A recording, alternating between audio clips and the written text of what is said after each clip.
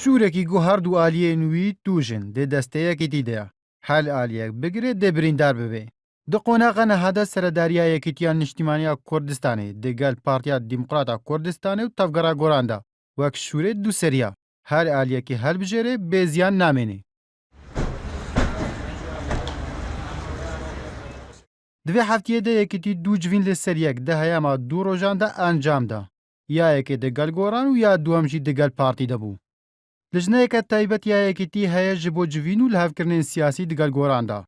Qadir Hemed Can goserokê lijneyê dibêje tarêkeftina siyasî li gel Goran diçin û lê civînan de xalên havbeş hatine behskirin.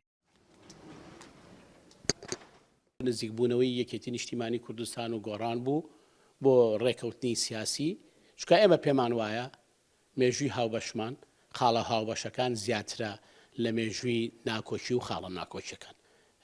کامە تەوەرێک بوو لەو تەوەرانەی کە باس کراوە لە نێوان هەردوولا و ئێمە هەندێک ئەفکار و پێشنیار و لە چوارچۆیی پرۆژەیەکە پێشکەش بە گۆڕان کردو بۆی هەردید و بۆ چوونێکیان هەیە قسەی لەسەر بکەین گفتوگۆی لەسەر بکەین. Tevgera Goran ji bo lihevkirinê di gelekî dîte mebesteke zelal heye û berpirsên Goran jî dibêjin di gelekî dîte gelek nîzîkin û nêrînên wan jî ji yek nîzîkin û zêdetir pêş vedibin.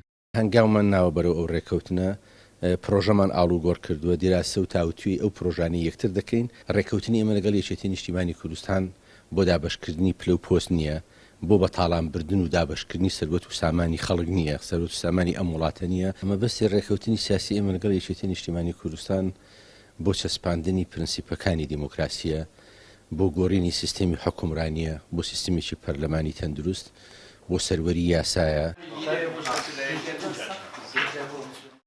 Yekîtî dê civîna xwe dê gel partî da. Careke din behsa xurtkirina peywendiyan û çareserkirina xalên nakok kirine. Yekîtî ji alîkî ve mijûrî êrişeyên navxweyên hizba xwe ye û ji aliyekî din ve dixwaze rewşa siyasî ya herêmê asayî bike.